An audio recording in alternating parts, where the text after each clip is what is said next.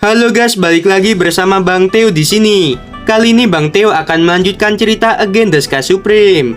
Buat kalian yang penasaran, langsung saja ya simak video kali ini. Nanggong Yukin membelai pipinya yang bengkak. Dia berdiri dan menatap si Wanru. Lalu dia berkata, "Jika aku gadis kecil sialan, lalu kamu apa?" Si Wanru menampar Nanggong Yukin ke lantai lagi dan mencibir. "Nanggong Yukin, aku katakan yang sebenarnya. Kamu dan Ruksue sama sekali bukan putriku." Nanggong Yukin berdiri dengan tercengang. Setelah tenang, Nanggong Yukin berkata dengan dingin, "Lalu bagaimana dengan ibuku?"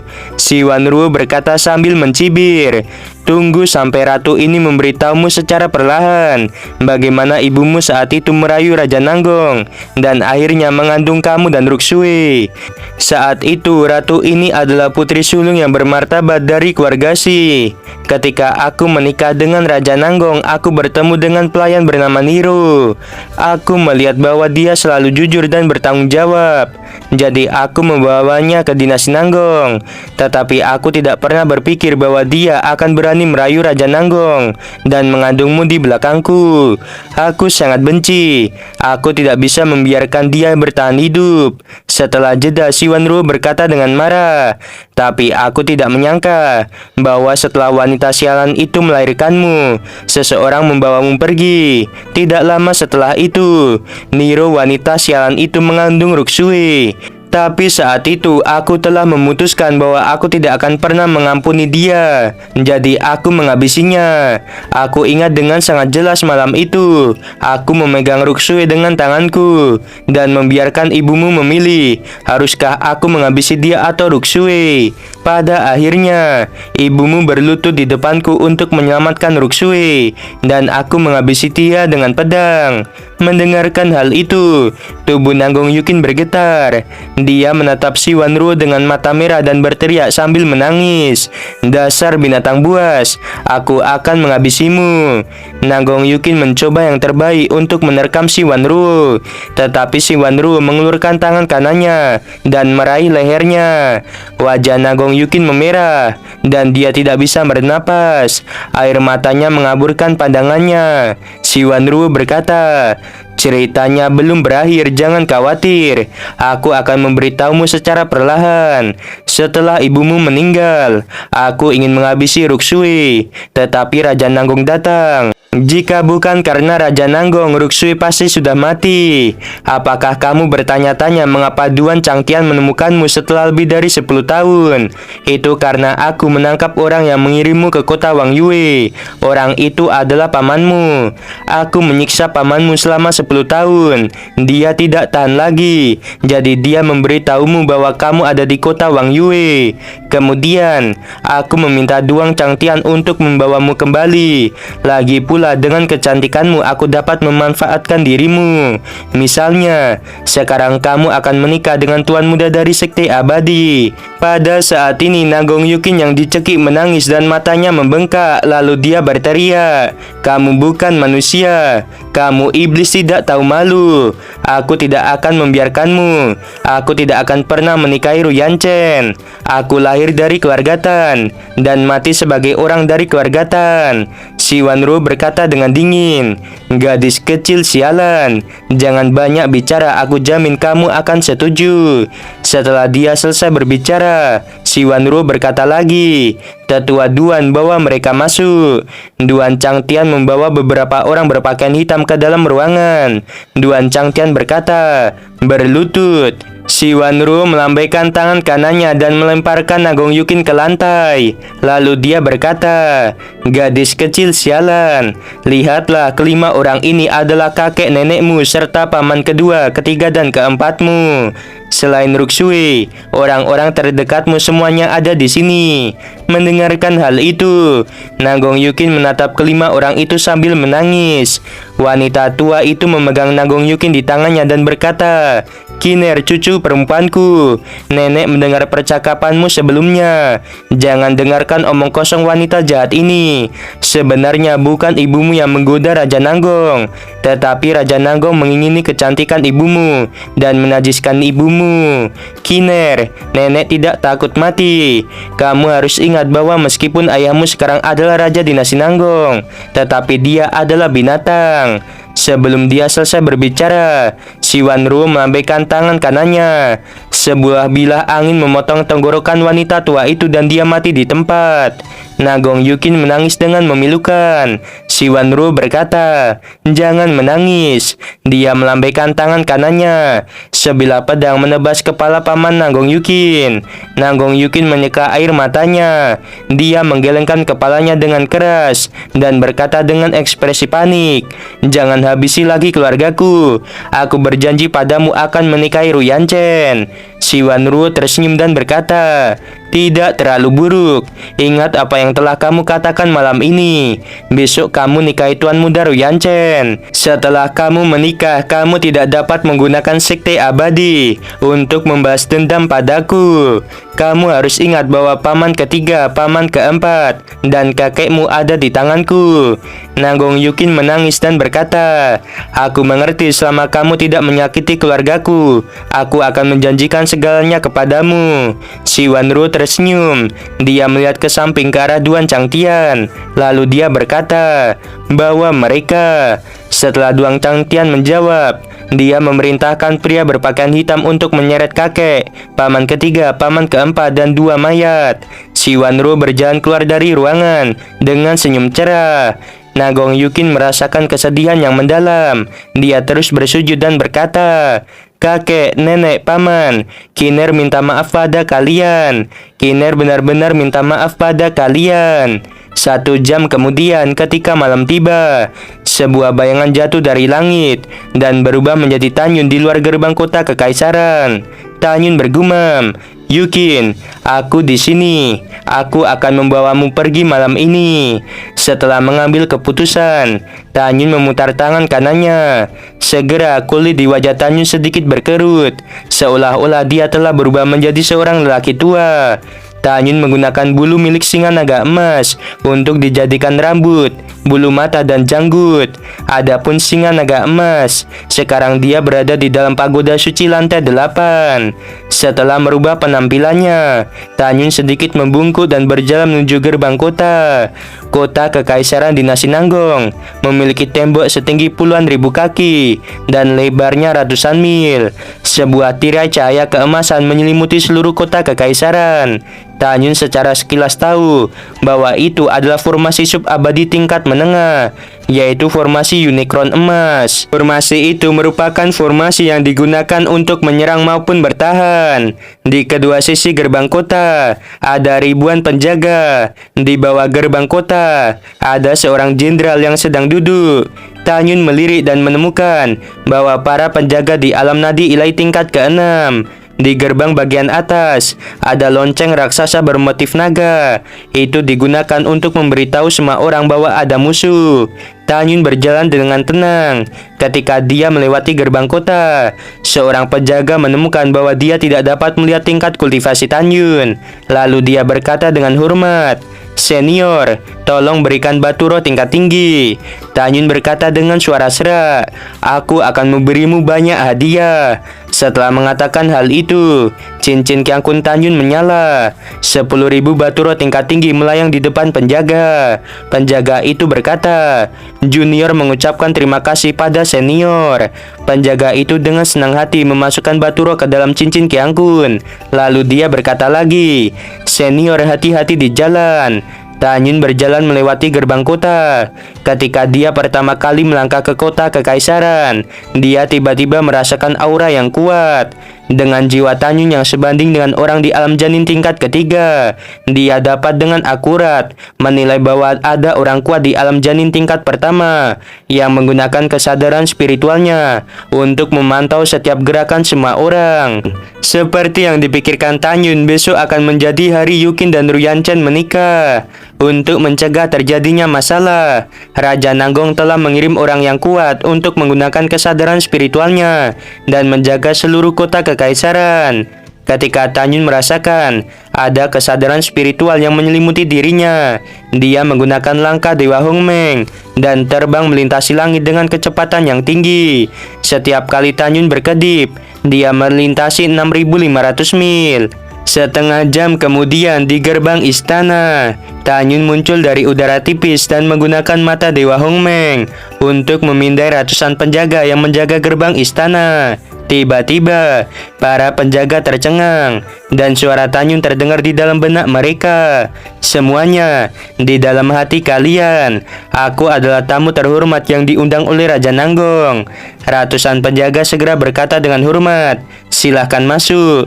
Tanyun memandang seorang penjaga dan berkata, "Tolong tunjukkan jalan pada orang tua ini."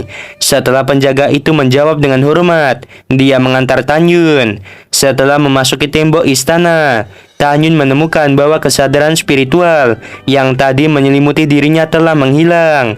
Orang yang tadi melepaskan kesadaran spiritual dan menyelimuti dirinya pasti memiliki hubungan dengan para penjaga.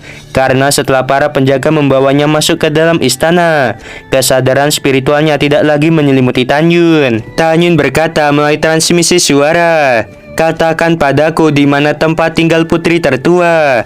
Kamu jawablah melalui transmisi suara.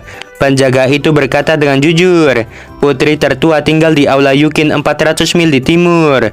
Tanyun menghilang begitu saja dan muncul di luar Aula Yukin di saat berikutnya. Pada saat ini, dua penjaga di depan gerbang Aula Yukin. Mereka menatap mata Tanyun dan terkena efek mata Dewa Hongmeng. Tanyun melambaikan tangan kanannya dan sebuah penghalang kedap suara menyelimuti Aula Yukin. Tanyun mendorong gerbang dan masuk. Begitu dia memasuki aula, dia mendengar suara tangisan yang familiar di telinganya. Di kamar kerja lantai 2, Nanggong Yukin berbaring di lantai dengan rambut acak-acakan. Dia berkata sambil menangis, "Mengapa dewa begitu tidak adil padaku? Tanyun, aku sangat merindukanmu." Ketika Nanggong Yukin mendengar pintu kamarnya terbuka, dia berkata tanpa menatap ke atas, "Aku sudah berjanji untuk menikahi Ruyanchen. Apalagi yang kamu inginkan?" Tanyun berkata, "Yukin, ini aku." Nanggong Yukin mengangkat kepalanya perlahan dan menatap Tanyun dengan lesu. Matanya dipenuhi dengan kegembiraan, lalu dia berkata, "Meskipun aku tahu ini adalah halusinasi, tapi aku sudah puas bisa melihatmu." Tanyun menatap pipi Nanggong Yukin yang dipenuhi air mata dan tercetak tamparan telapak tangan. Tanyun melintas dan muncul di samping Nanggong Yukin, lalu dia memeluknya dengan erat-erat. Tanyun berkata, "Maaf, aku terlambat dan membuatmu merasa sedih. Ini bukan mimpi juga bukan ilusi. Aku benar-benar ada di sini." Mendengarkan hal itu, Nanggong Yukin masih tidak percaya. Dia mengangkat tangannya dengan gemetar. Dia menggigit tangannya sampai berdarah dan merasakan sakit. Itu artinya dia tidak berhalusinasi. Nanggong Yukin memeluk Tanyun dengan erat dan menangis. Tangisan Nanggong Yukin seperti anak panah yang tajam yang terus menusuk hati Tanyun. Tanyun dengan lembut menepuk bahu Nanggong Yukin.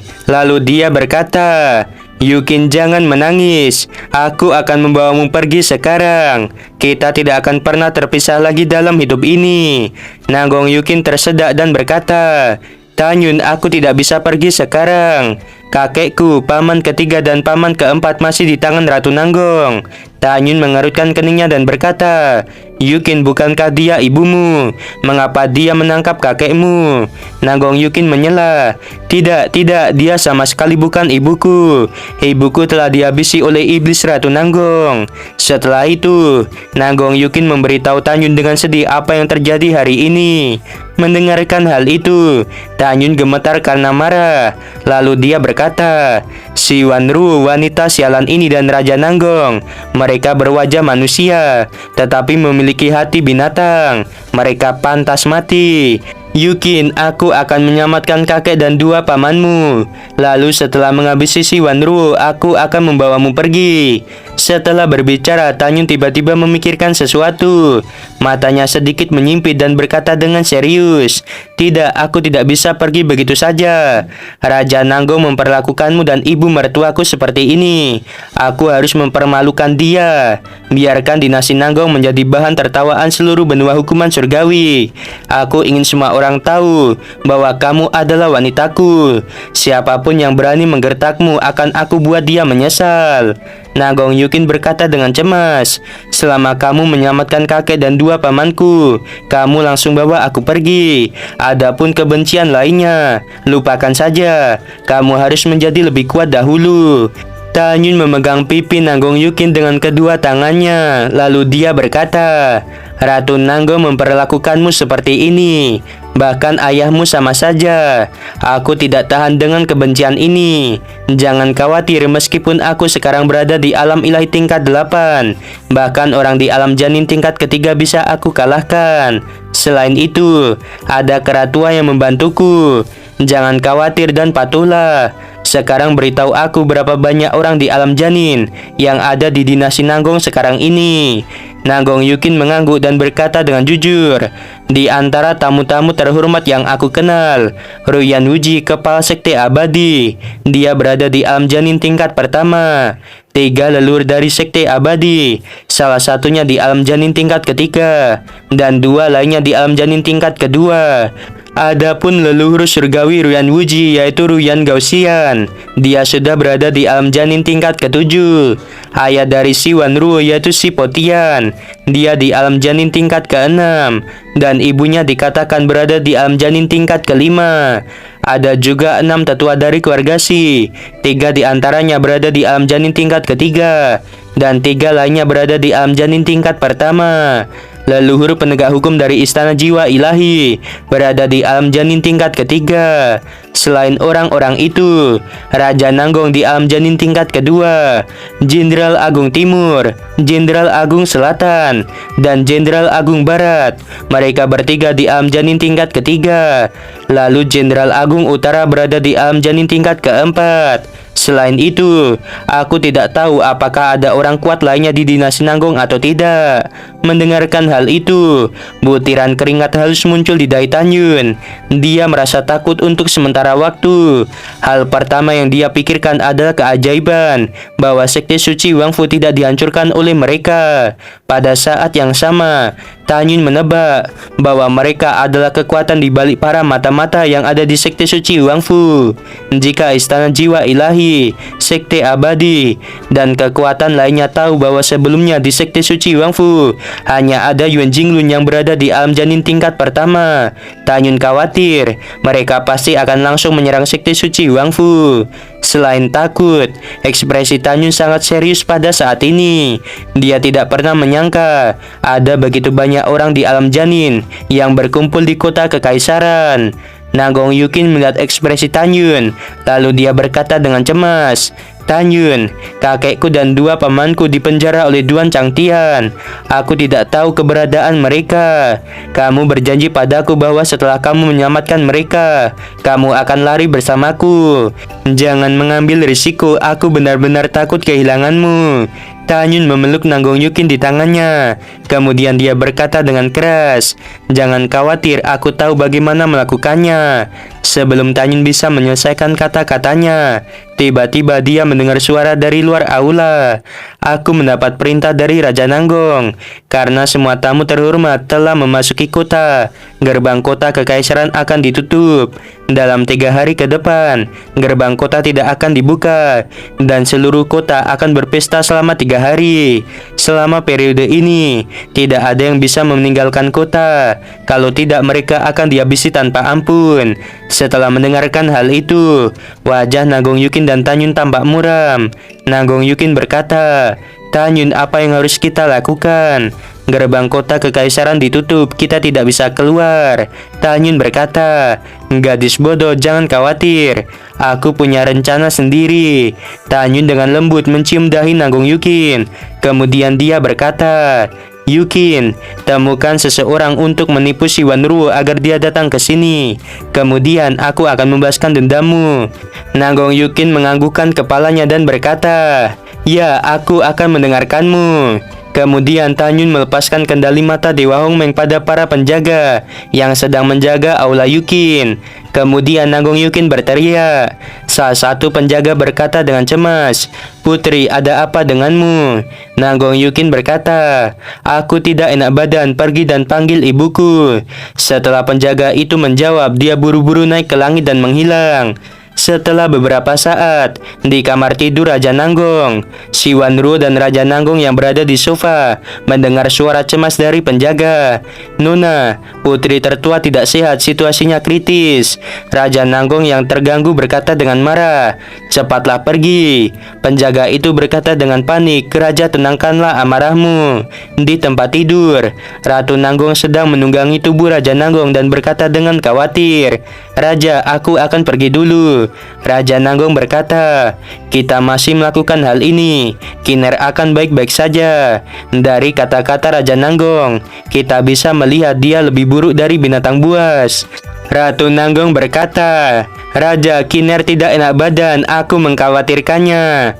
Si Wanru memutar pinggangnya dan berkata dengan menawan, "Aku akan pergi sebentar, kemudian aku akan melayanimu lagi dengan baik." Raja Nanggong berkata, "Lupakan saja, kamu bisa menemani Kiner. Aku akan pergi ke Liu Gufei." Si Wanru mengenakan pakaiannya dan bergumam, "Liu Guifei, kamu tidak akan hidup lama. Dan kamu Yukin, wanita kecil sialan, kamu justru sakit saat ini." Ratu Nanggong terbang keluar dari aula utama dan terbang menuju aula Yukin. Setelah beberapa saat, Tanyun di kamar kerja lantai 2 mendengar langkah kaki yang memasuki aula di lantai 1. Kemudian Tanyun merasa bahwa seluruh aula dilengkapi dengan penghalang kedap suara. Kemudian, suara wanita yang kejam terdengar. "Wanita kecil sialan, ada apa denganmu?" Memang benar bahwa semakin murahan seseorang, semakin banyak omong kosong yang mereka lakukan. Saat pintu kamar didorong, leher Ratu Nanggong dicekik. Si Wanru mengetahui bahwa seorang pria muda yang aneh mencekik lehernya. Lalu dia berkata tanpa rasa takut, "Katakan pada ratu ini siapa kamu." Tanpa mengucapkan sepatah kata apapun, Tanyun menampar wajah kiri si Wanru.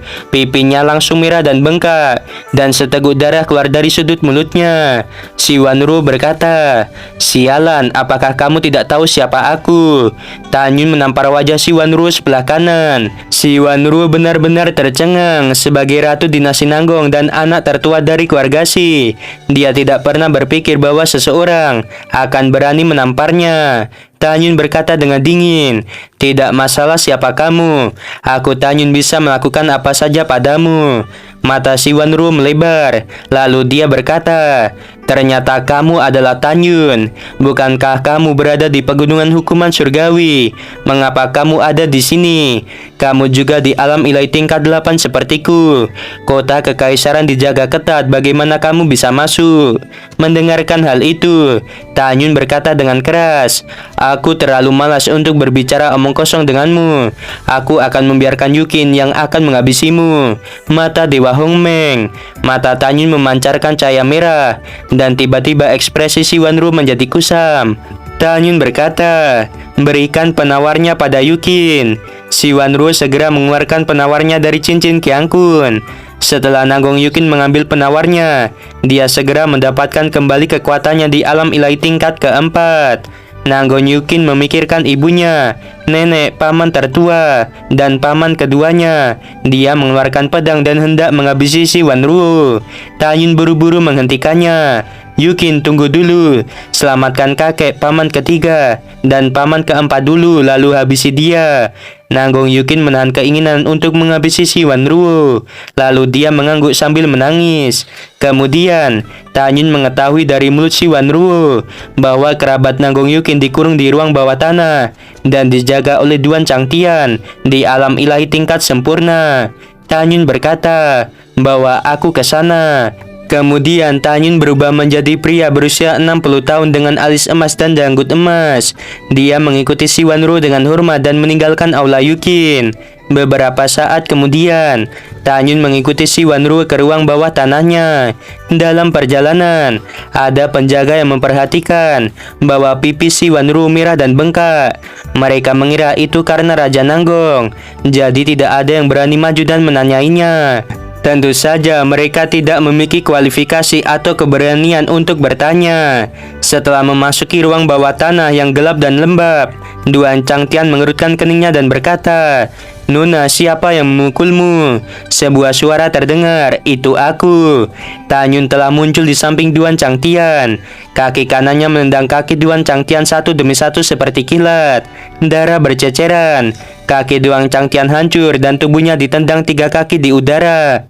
Sosok Tanyun melintas. Tangan kirinya tiba-tiba mencekik leher Duan Changtian dan tangan kanannya meraih tangan Duan Changtian.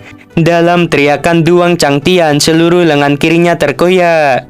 Tanyun memukul dada Duan Changtian sampai terkoyak dan beberapa teguk darah keluar dari mulutnya. Lalu Duan Changtian berkata, "Siapa kamu?"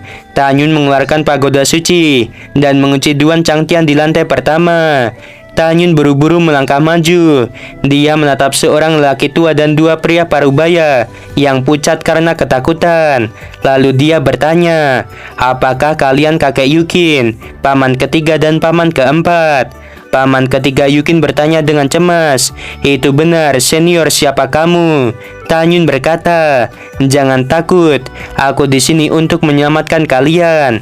Aku akan membicarakannya nanti." Setelah Tanyun selesai berbicara, dia membiarkan mereka bertiga memasuki pagoda suci lantai kedua. Kemudian, Tanyun menyimpan pagoda suci dan mengikuti si Wanruo kembali ke aula Yukin. Di kamar kerja lantai 2, Tanyun mengeluarkan pagoda suci kembali. Dia membawa masuk Yukin ke dalam pagoda suci lantai kedua. Nanggong Yukin, kakek, dan 2 pamannya saling berpelukan dan menangis. Kemudian, Nanggong Yukin memperkenalkan Tanyun kepada mereka bertiga. Tanyun berkata, "Kakek, paman ketiga, paman keempat, untuk sementara waktu, kalian tinggal di sini dulu. Ketika kita kembali ke pegunungan hukuman surgawi, kalian bisa keluar." Setelah mengatakan hal itu, Tanyun berkata dengan mata muram, "Yukin, aku akan membawa Duan Changtian dan si Wanruo ke sini." Nanggong Yukin menggertakkan giginya dan berkata, "Aku akan menebas mereka berdua."